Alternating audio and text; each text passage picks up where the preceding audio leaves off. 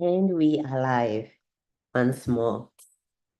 So thank you so much, everyone, for waiting. Thanks for rejoining. Please tell your friend to tell a friend that we are back on live and we will not be confused by the weather and the internet. But thank you so much, Pastor Theophilus. I mean, this this is interesting that you would be learning enough to realize that this was your wife also needed a career break. And also, you didn't just jump and Yeah. go on a break. You had been planning, you had been putting in the work. And at a point, you Yeah. realized both of your interests could not mix, and you made the bold choice to choose one. So, this is great to hear. I would move on to our next question.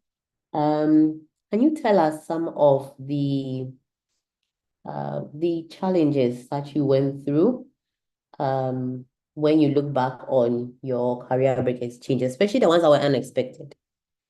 Some people know, oh, when I go on a career Oh, break, it will reduce. But what were some of the unexpected ones? And then also, could you tell us some of the positive outcomes that surprised you the most when you look back on the initial points of your career? What's something that just surprised you the most? okay. So, thank you for that question. What I would say is the fear of the unknown. Yeah. That was the first thing because that in my corporate space, I knew that 8 to 5, if I by the 25th of that particular month, I'm taking my money. So the consistent flow of income gave me some sense of security. And I knew that, okay, they were paying my Senate as well and all that. So in that space, that everything, yeah, if you stay in that company and then you do well, definitely you know that, okay, at a point in time, they would increase your pay and all that. But for me, one of the things that was a challenge for me was the fear of the unknown, especially when my HR told me that, Theophilus, if you are to, so I told them I was going to leave in October. And they told me that if you are to leave in October, they'll not give me my 3 month salary. So then I would have to just forfeit that. And am I willing to do that? Or I will stay till December, then I can take my 3 month salary, then whatever package the company has for me, I'll be able to do that. So a decision for me to forego that and and go and do whatever I'm going to do. So I called my wife. I drove to my wife's place. And I said, no, I think I gave her a call. And then I said, this is the case. What should I do? They said, whatever it is, whatever the Lord has told you, you just do it. And then I said, okay. So I went to my head of department. I told her that, okay, I still want to leave, meaning I'll forfeit everything. I will leave the company without anything, yes. So that was the bold move. So yes, so I just went. So before that, actually, I drove to my wife's office. When I drove to my wife's office, I felt that this whole career break in there, it was like baby na a so talking practically, na baby so because I drove fully. And she was like, what's wrong? What's wrong? And I said, sweetie, I'm sensing that I need to leave now because I felt like if I don't leave, something might happen. For me, that was how it was. So coming back to it, the fear of the unknown, will I succeed? Will things work out? I am married. How will my wife take it? If we are to give birth, how will things be? If you don't get constant flow of income, if you need to buy something for your wife, not only that, in terms of family, other commitment, if you have to have ministry. So those thoughts kept coming. And one man in the office came to me and he said, Theophilus, you are a young man. Why are you making such a bad decision? That alone almost like broke me, like it demolished me. I looked at him and said, oh, I said, no. He said, no. When you ask them, you don't do that. It's like, no, you are just employed. Still. So that voice alone was ringing back. And yeah, so those were the things. And when I told my parents, my mom was like, if she wasn't resisting, from a good place, she wanted me, she felt like that the money was small for me. So she was like, okay, they have other connections. They have other people, because of my father's status. My father at that time was a bishop of the whole Tama diocese, extending to whole. So their jurisdiction was very wide, and they had many sons who were in big institutions. Oh, we can get you EcoBank, we can get you Stanbic and all that. I said no. So she wasn't happy with me. So for some time we were not talking. So that alone was also a thing for me. But I still have to stand on my ground. But my father came and was like, if he says that this is what he wants to do, allow him. Because they saw that I was doing something little. So those were some of the, I'll not call them setbacks, but things that were going to actually stop me from, then I also said that support from friends. The only support I had was my wife and no. I didn't have any support, no, at all. So I didn't have any support. Yeah, supporting my career break. Because for some people, they felt that I was making a very big mistake. A young man who is vibrant, because some people knew me in the media space. They were like, no, Ken, work small, get your business and attach to it. But for me, it was more than business. Also, it was ministry. I heard from God and I had to wait. So, and the good part was my wife was my backbone. Yes, so my wife was like, I am with you. I'm with you. And let me say this. The week that I actually resigned, 1 month after I resigned, I was pacing in my home. So what is that? I was pacing for 1 month, go back to call them and say, you know what, I made a mistake. I want to come back again. Or I will still face the world as it is. So it was a tough, yes. So for 1 month, I actually didn't get a job. For 1 month, yes. To test my faith for a whole month, I didn't get a job. Yes. But Wow. after the 1 month, by God's grace, jobs started coming. That was a test for you because I wanted to see if you will still believe me. And right in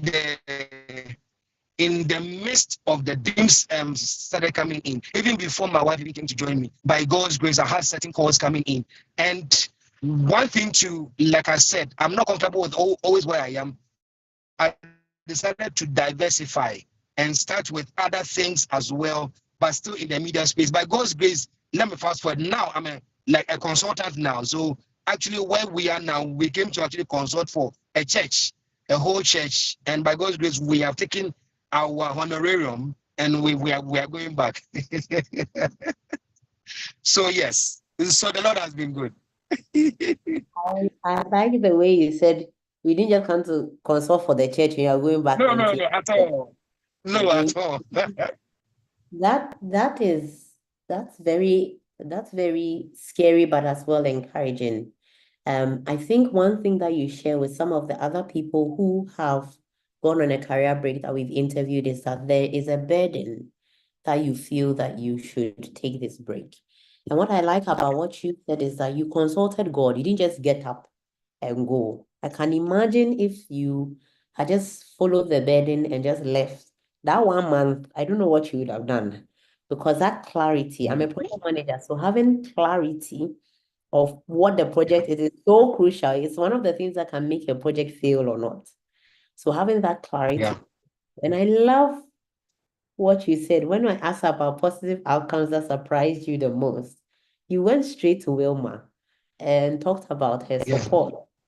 I mean, I Yeah. think that's one thing that every person who goes through a career break, oh goodness, I'm not used to my new voice, which is not my voice.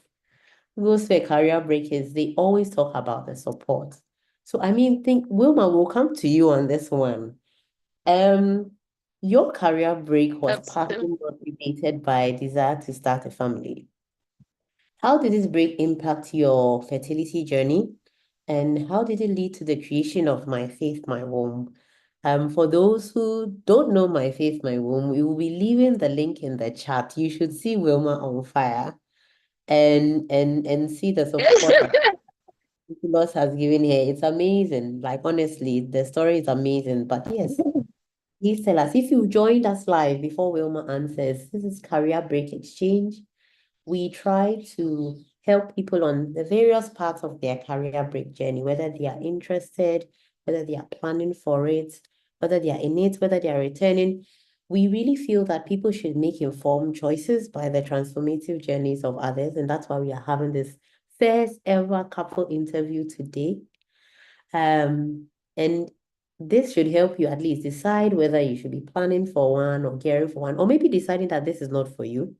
That's also there. So Wilma, please tell us, starting a family, fertility journey, my faith, my hope. This one I'm all set up for to hear. Pastor Theophilus, I didn't know what he was going to say, but you, Wilma, I know some of the stories, so I can't wait to hear the rest.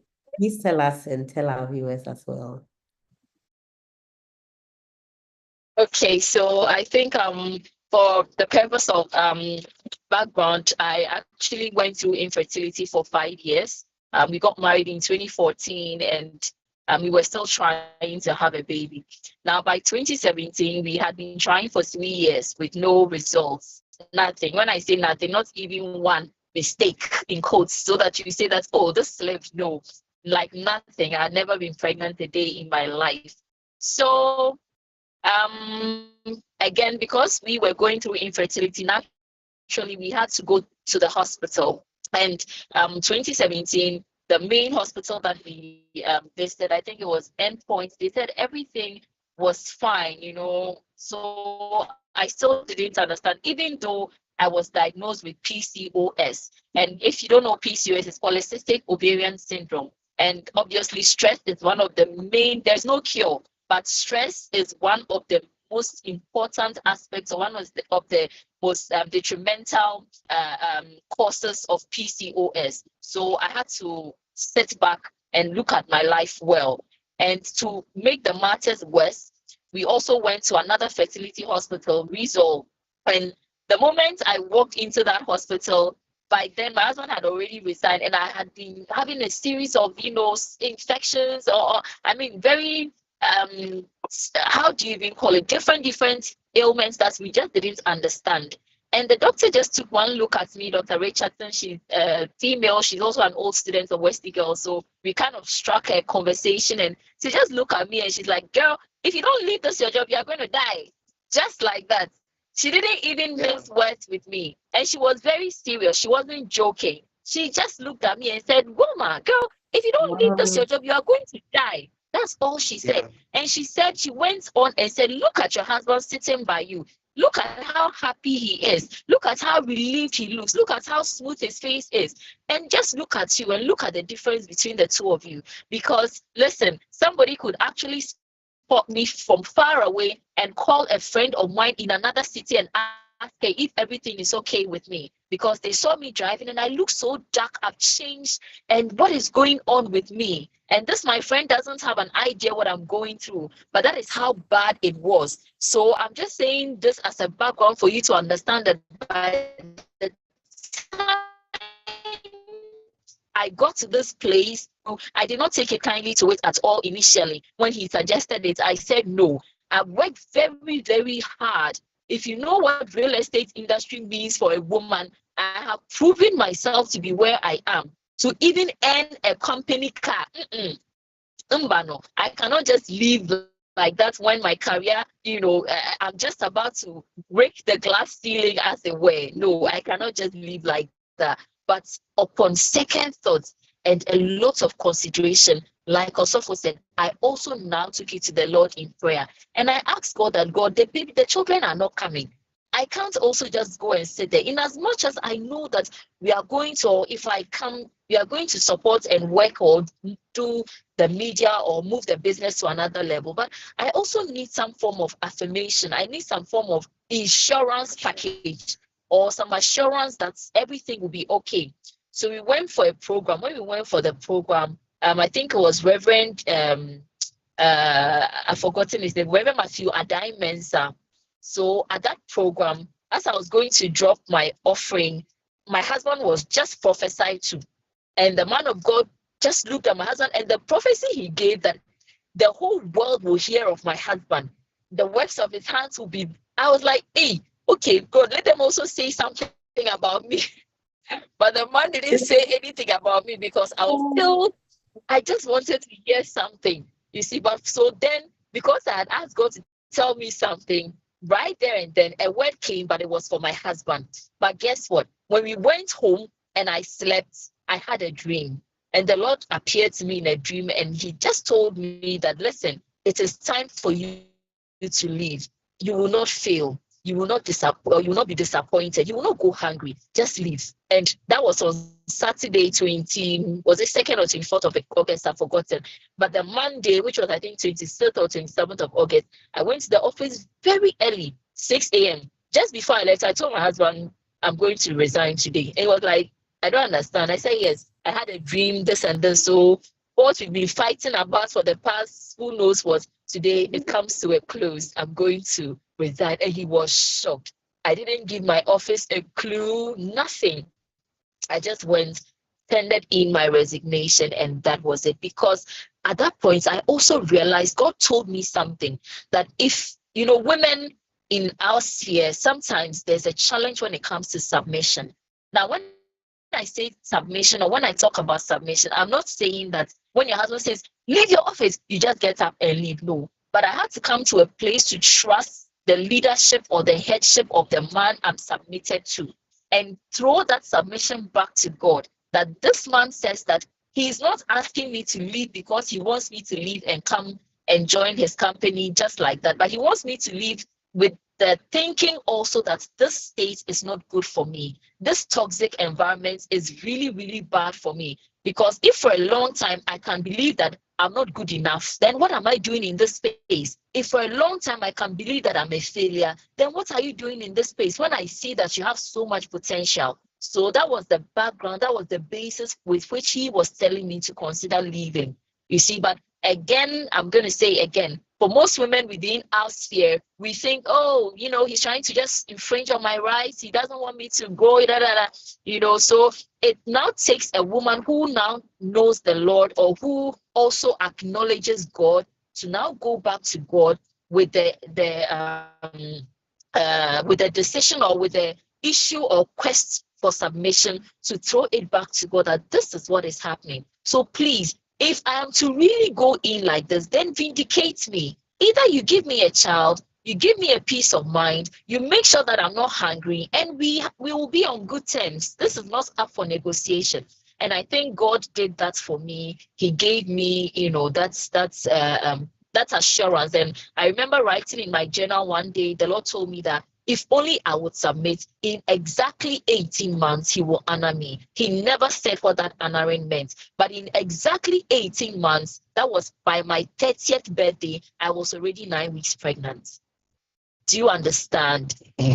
So it's very, I cannot say this without hammering on the fact that you need to know God for yourself. You need to have a personal relationship, because yes, my husband is a man of God, but he could, I don't know how to say this. It did not take him, okay, to say that, oh, yes, he has said it. God says you should leave, it's time and everything. But I needed to seek God and seek that clarity for myself. Personal conviction, that is it. Personal conviction. So basically, that all ties into why I left. The fertility was a big issue. Now, upon leaving, now the baby comes, I'm pregnant by the grace of God. I go into seclusion for 6 months. Nobody saw me, nobody knew me. I mean, the only place was hospital. I only started church after 6 months, and after that journey, before then in 2017, the Lord had led my husband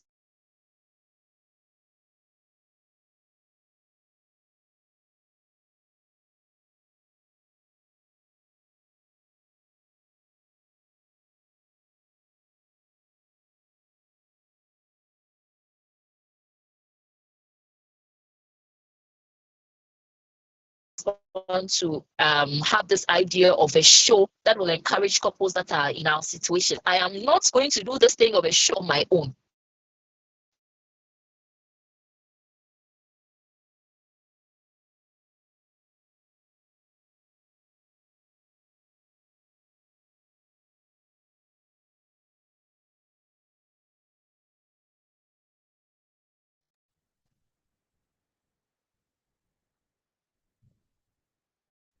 Okay, so yeah, so I was saying that when 1919, eventually that was the after December, I had my miracle baby, So by then, because my husband had the vision for us to start this program, and I had told him that please he should go back and tell God that if he wants me to start the show or if he wants us to do the show, he should give me my own testimony before anything of that sort. And God Wow. honored his word. So exactly 3 months or 4 months, I think April 13th, we said no, it's time. We have to start. There is no delays. I mean, we don't have, and thankfully, you see that again, I would say it's good to hear God for yourself. 2018, my husband heard the Lord tell him to put his house in order. So he started putting our studio, our living area, started converting it as a workspace, as a studio, and to the glory of God, we're not hungry because that was the go-to studio. Everybody was coming there, including our own My Faith in My Womb. And that's how the journey began. We started having the show every Sunday night to encourage couples that were going to. And because I have been on this journey, for us, it's not just storytelling. It goes beyond just experience. It is purpose for us. It is purpose because he is a media consultant. He has the technical know-how. By the grace of God, I am the vocal person. And even with that, he actually brought that out of me. I was used to just emceeing votes of thanks and things like that. I had been a panelist on a show before when I was a child, but I didn't know anything about hosting a show. So he coached me, he showed me what to do, how to present, and he would just be encouraging me. And when you keep affirming and giving encouragement, naturally the creative juices begin to flow. And I was also asking God to show me how to go about this. And that is how we kickstarted, and my Faith My Home show became something else. It just blew up. Oh, wow. Wilma, you're making me lose my voice even more. Wow. Oh. It's a beautiful story. I will not lie. Not only were you able to have, for those of you who don't know, Wilma doesn't just have one child, she has two, and also work so seamlessly with your husband. And you're right. Usually when I'm a creative person myself, and when you have that encouragement, when you have someone holding your hand, when you have someone just saying you can do this, you find out that you get better and better and better and better at it. And I think we can testify to that. When Mama says she's a vocal one, I laughed because I'm also known to be the vocal one. And you can even see by the live so far who has been talking more. So it's amazing to hear this story. I love what you said. You must know God for yourself, especially when things as critical as career breaks. I don't think the warnings that Pastor Theophilus were given were just empty. He luckily had a word from God. So if you don't have that word from God and just get up and go just because you watch this, I beg you, learn from what Wilma has said. Know God for yourself. Not only that, but also hear God for yourself. This is amazing. So Wilma, practically, you've taken us through the journey, but we also don't like to shy away from the struggles, the real struggles. And Pastor Theophilus mentioned some of his, the discouragement, and even the fact that one full month, man of the house cannot provide any other thing. And you've already let go of 3 months of salary. They said wait small, you didn't wait, you know. Yes. What are some of, having seen your own husband's experience, and experiencing your own experience as well, and as a couple, what are the honest cautions you will give listeners considering an abrupt career break? Like, that sort of either this is the time, or God is leading me, or everything is perfect, or like I can't stay in this place anymore, I have to go. What are some of the cautions you would give our viewers and our listeners? And then what are some of the unexpected positives? This is not just, I had a feeling and it happened, but God blew your mind. What are some of the unexpected positives you have discovered that you would not have experienced without the career break? So 2 questions.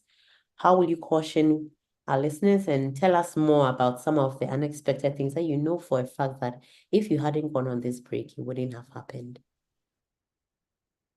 Okay, so the truth, or the honest truth about it, is that everybody's journey will be different. Everybody's journey may never be the same. For some people, you may have the um, warnings in advance in order to plan better financially. For others, God may be taking you on a journey that he may actually, like Moses. I don't think Moses ever dreamt or planned that he will meet that fire by the bush. And the Lord just thrust him into the wilderness without caution, without warning. Do you understand? But somebody like Joshua, I feel like he had enough time to understudy Moses, to put his house in order before, when Moses was called home, he took over. So I'm saying this so that whether you find yourself on the path where you don't have enough time to plan even financially, you are still calm. Just like Pastor Theophilus said, the first month there was no business, nothing like that on his side. But on my side, I feel like even though when I tendered in my resignation, the other time I mentioned that I thought I would stay for a month, as initially I assumed.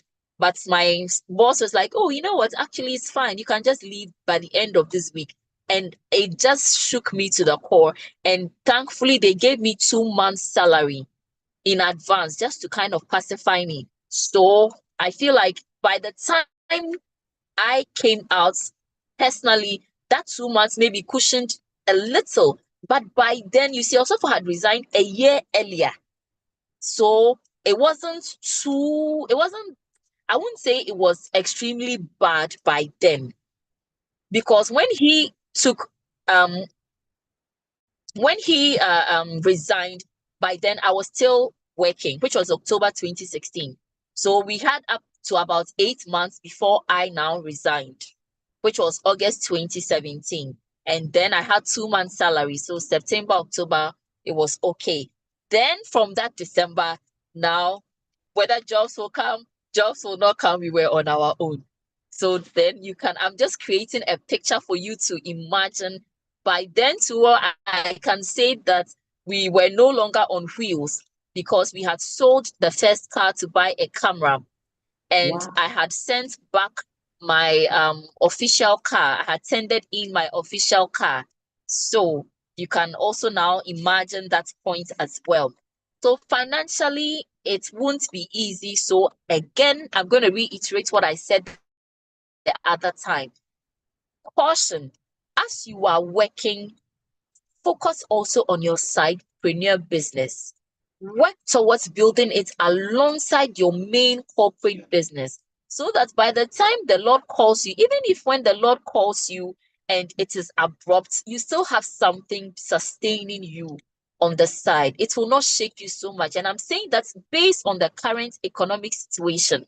Otherwise, you might unconsciously make God turn out to be a liar when he is not. So it is very important. I don't want to say my regrets, but one of the things or there are two things that sometimes looking back, I wish I had paid more attention to. When we were on campus, if you don't know, we actually met on campus KNUST. And when Osofo was in final year and I was in, I think, third year, he kept pushing me. I'm great at baking cakes. I should start a business. He just even went ahead and created a whole logo for me, a flyer, manna cakes, and everything. I'm like, please, Oga, I came to school to learn. I didn't come here to come and do business in school. Now when I always look back, I just wish I had just done it. If you know Deco Crafts, or Beniwa is doing so well. That was when she started. And I still look back and I'm like, oh, I should have just done this, okay? But anyway, still not too late. And the corporate space, our events business, TM events that we run, he was equally pushing that, so one of the good things we did was we registered the business anyway. I think just when I left or just before I left, we kind of registered the events business as well. But if I had pushed a little more, doing the event business as I was in the corporate space, maybe I would have had a softer landing, not really caring, because that events business would have been thriving. The third thing was selling homes and interiors, my real estate business. With that one too, he kept pushing. Thankfully, we also got it registered, I think, immediately after I left also. So with that one too, when I was in my workspace, I felt it would be conflict of interest. So I wasn't too keen on being too open about it. But thankfully, we got direction to kind of look at it from a different angle and look at interior decoration instead, so that it will not be a conflict of interest with my company. And I think I got 2 gigs before I left my company. So yeah, that's one of the main caution. I can't say a straight jacket fits all, but I think all I have said will tie into it. Know God for yourself, the timing, and plan, but take note of your own side business and water it so that by the time you are leaving.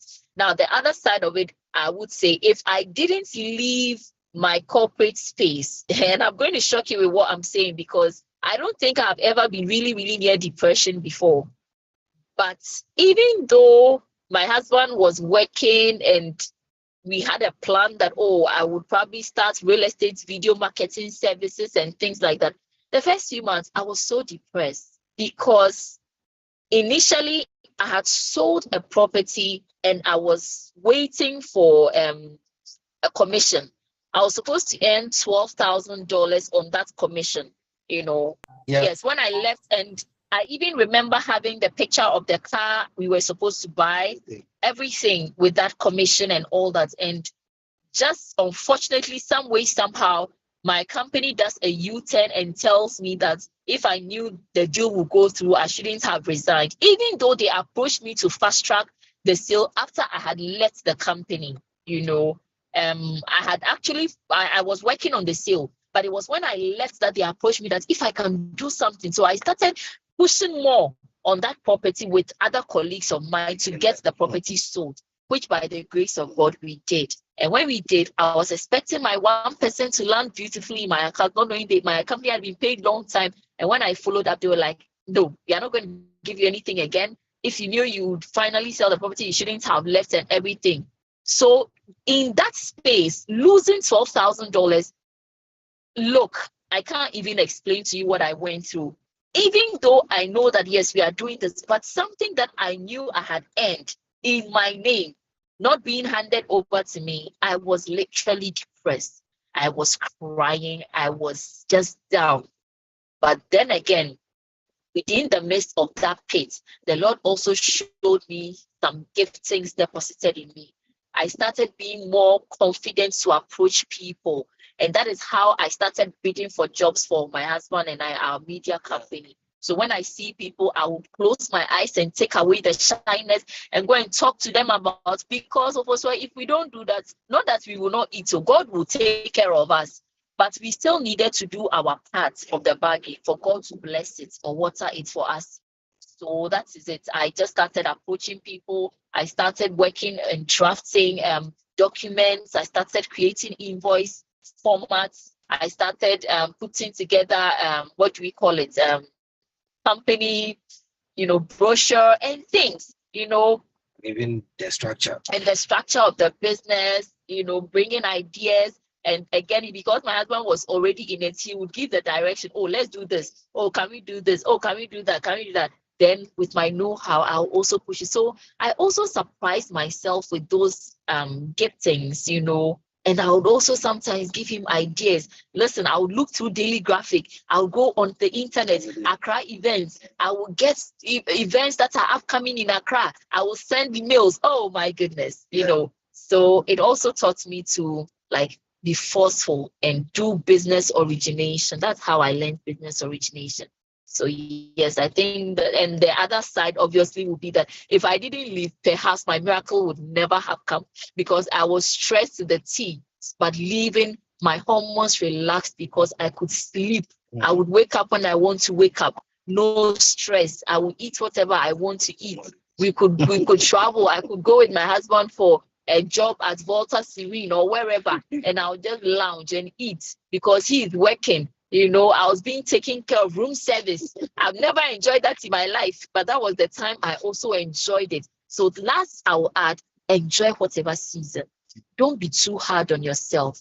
A season may come where you may not be able to afford that. Now, I can't even sleep 4 hours, 5 hours, but then I could sleep for Ghana, because I had that liberty. So whichever season you are, don't be too hard on yourself.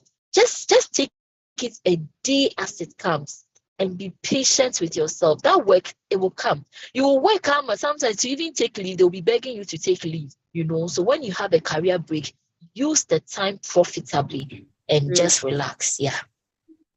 I love what you said about just right now when you have a career break, because career breaks in itself are not career switches. A lot of people would have it, maybe some 2 weeks, maybe some 1 month. Pastor Theo was 1 month of nothing, you know. Enjoy the season. Doesn't mean that the season is nice, but take advantage of what the season brings. I had a career break in 2018. I moved countries. And everybody said, oh, you get a job, the visa you have, you get a job in 2 weeks. 9 months of silence, no job. It was hard. But I think in that time, NOCS Heart was born. I found I could even do cooking videos. Like I knew I could, but actually doing them was its own miracle. And obviously, when the job came, all those things didn't happen as much. But other Wow. in, I mean, I worked for a place where they paid for our lunch. So the whole area, I'll go and be sampling food. Then I'll take a picture, put it on Instagram. Like I had fun. So I really admire what you said, that in every season, wherever you are, and this speaks to all our viewers, you know, whether you are considering a break, whether you are in a place where you feel you should leave or stay a bit more, you're waiting for God, or you're waiting to get your plans and your house in order. Enjoy the season. It will end. So thank you so much. You said so much. I'll try not to summarize everything because it's a lot. I hope all our viewers, please, this will be on YouTube, so you can go back and watch it there. We have come to the end. Unfortunately, this is such an amazing conversation for me, and I'm really powering through with my new voice, which is not my real voice, by the way.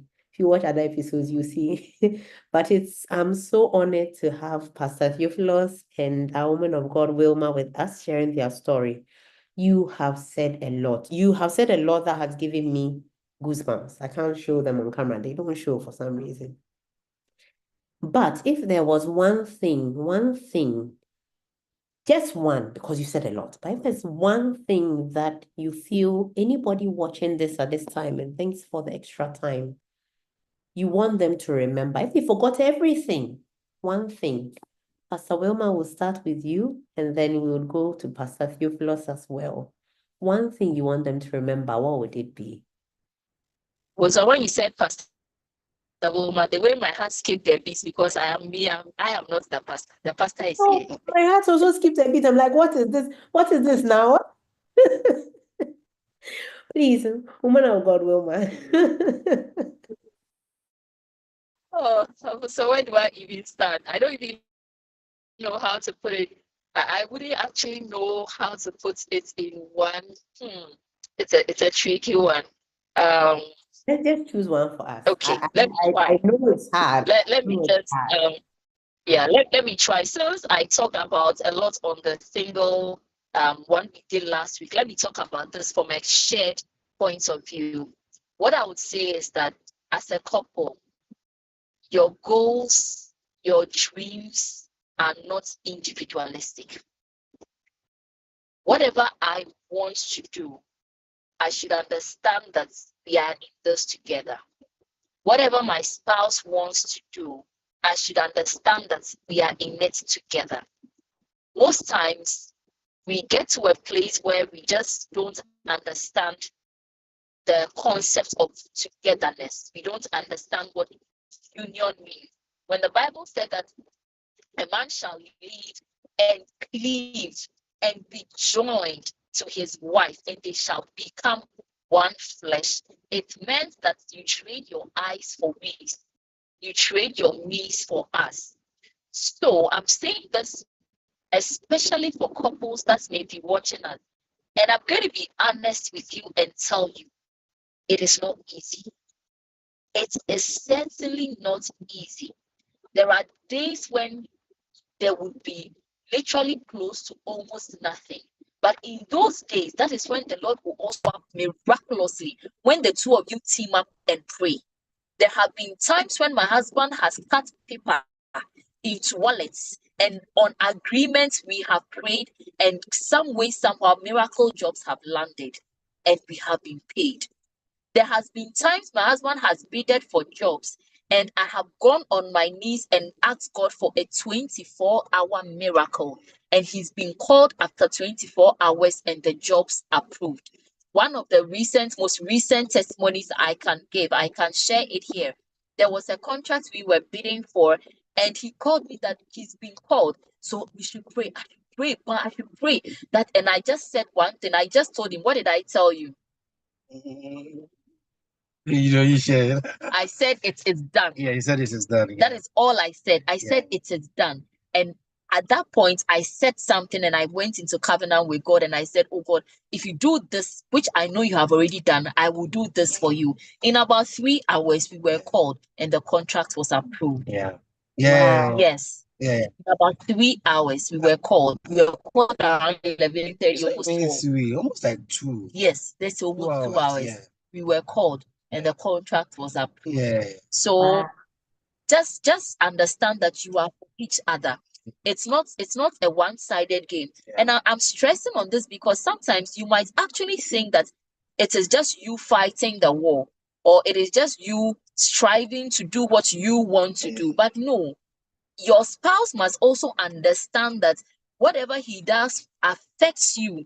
So you are also covering him because you know that you don't want him to break down for the family unit to be affected.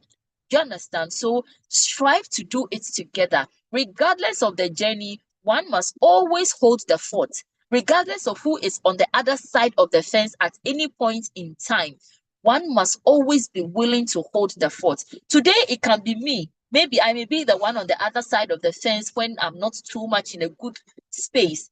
Tomorrow, it can be him when he is not in so much of a good space. But whichever season, one of us must always stand. How? Through prayer, through communication, communicating and trying to understand each other. And 3, knowing that your spouse is not the enemy.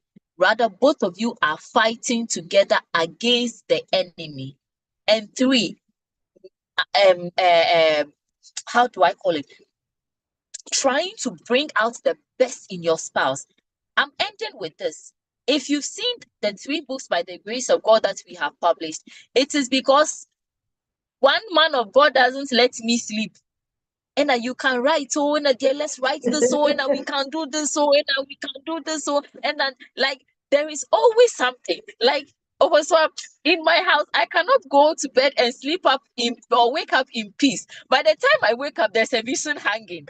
By the time I wake up, there's a call of 2 peppers. By the time I wake up, there's we have to do, like, because he understands the call he has. But I've also come to understand my call to also support, my call to also add my strength to it. He can't do it alone. If he could do it, there'll be no need for me. But because he knows he can't do it, he will tell me so that we can hold it together and push it together. And he always says it. Anytime we make our minds up together and do something, the way we get results, when we go our separate ways and we try to do certain things individually, you see that we get results, but we don't get as much results as we do when we come together to do what we want to do. I'm not saying that individually we don't have dreams. We have dreams individually, but our dreams are each other's dreams. They are shared dreams. My dream is not my dream. My dream is his dream. His dream is my dream. So there's the element individual is not here. It is shared. Do you understand? So that's what I'm going to end with. Yeah. Thank you so much, Wilma. Wow, wow, wow, wow. Pastor Theophilus, I will not, I Yeah. think I am in awe. And you rightly said that Wilma was your support. We can see it come through. Rightly see how the shared dreams actually kept just the 2 of you going at a point where a lot of people couldn't see the vision with you. It's amazing. So I'm not gonna try and just tell everybody how surprised I am and try and say everything on my mind. I'll ask you, if everybody forgot everything that you have said today, what would be that one thing you'd want them to remember as we draw this live session? So that one thing is encompassed in 3. Give time some time. This is deep. Give time some time. Then stretch beyond your limit. Give time some time, stretch beyond your limit, and then build capacity. I think that these are the three things in one that actually helped us to be able to accomplish what we are doing by God's grace. Wilma has said a lot. So I will just add something little to this. When we were leaving, there was one thing that we were doing every night. Because we knew that God has something for us, we were not sleeping. We were building our inner man. We were building capacity. We were stretching beyond our limit, because there's one thing. Bible says something, there's something in the Bible concerning the eyes of your understanding, the eyes in your mind. One thing that you need to build capacity to the extent that you can be able to understand. Because listen, when God gives you the vision and you are saying, I want to quit my workplace, and you've not built any capacity, you will hit the roadblock. There are people who are saying the same story as we said. I am tired, I want to leave, I want to leave. But you've not even learned anything concerning what you will want to go into. So before you do whatever you want to do, give time some time. Build capacity. Listen, now there are so many things that at the end of the day are there that you can go into. Woman said something. Make sure that you have tied something that into your place. When Abraham left his father's household, listen, Bible says he went with his servant. He went with his flock, meaning that whilst he was in his father's household, he was rearing his sheep. He was building capacity. So he didn't go empty-handed. There was something in his hand. And that 1 month that I left, that I wasn't getting any job. Actually, God had a foundation. But what we're looking at, we couldn't get it. But we're still building capacity. And by God's grace, the glory of God, the contract that is not a normal contract is because by God's grace, we decided to do this together and we built capacity. Let me end with this. The church that I went to consult in, when we finished everything, the pastor called all his church workers. He said, Theophilus, take the mic and speak to them. I'm giving you 5 minutes. Do you think that if I hadn't built capacity to that extent, do you think that you'd be given that place of honor to be able to stand in front of church workers of about 15 branches? No. So before you leave your workplace, give time some time, stretch beyond your limit and build capacity. Thank you.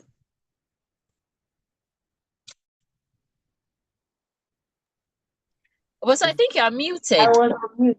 Like my voice is gone and now I just excitement. This has been packed in so many ways. I mean, in so many ways. I can't even summarize. I mean, Wilma talked about Professor, the Holy Spirit just ministered something to me, and I feel burdened to share it. So, if you permit me, I would want to share it, and I want to use the story of Mordecai and Esther, but I want to take it from this angle. I want every wife here to be like an Esther and see your husband as a Mordecai. The Holy Spirit just ministered to me that as wives, sometimes we prefer seeing other people as mentors, but sometimes we have gold in our homes as mentors, being our husbands. So if you allow yourself to be mentored by your husband, he may not be in your field as a doctor, he may not be in your field as an electrical engineer, but he has something he carries and brings to the table that if you allow yourself, he will be able to lead you, to mentor you, to direct you. Because me, if I'm able to maybe lead a production team or something, it's because I was telling some of about 10 years, I've been mentored by him. You know, I've been shown what to do at every point in time because I have also allowed myself to be mentored. There's been times, obviously, on both sides, you won't get it 100%. But when you allow yourself and allow the Holy Spirit to also lead you to listen, to walk with him, oh, there's nothing you can't achieve. I just needed to say that. Thank you. lovely, lovely, lovely. Thank you so much for allowing yourself to tell us this message as well. The spirit of the prophet is controlled by the prophet. So I'm really happy that you told us this. It's been an amazing conversation. I did not know what to expect, but definitely did not expect this. I myself have to go back and listen to everything again. Pastor Theophilus, Wilma, it's been amazing having you here and sharing your story. I think Ecclesiastes 4:9-12 comes to mind. Two are better than one. It was not an easy career break for the two of them, but you can see the immense amount of treasure they have found and share with others. And remember what Wilma said. I almost said Pastor Wilma again. Wilma, you probably have to go and ask about this thing. This pastor doesn't leave in my mouth. What Wilma said about there's gold in your home, there's gold in your spouse. It's been an amazing conversation. Thank you if you stayed on this long or if you've listened to the recording this far. We did have challenges at the beginning, but we've come to the end. This is Career Break Exchange. We do our best to give people resources at different parts of their career break journey, whether it is planning for one, whether it's considering one, whether it's actually deciding that this is not for me. We are happy to give information. We are happy to have interviews like this. Thank you for joining us for our first couple interview with Pastor Theophilus and Wilma. Thank you for listening. And we look forward to seeing you Thank all. you. We are honored. Thank you, Pastor Theophilus. Thank you. Thank you too. Wilma. Bye. Bye. Thank you, everyone. See you soon. Bye. Bye.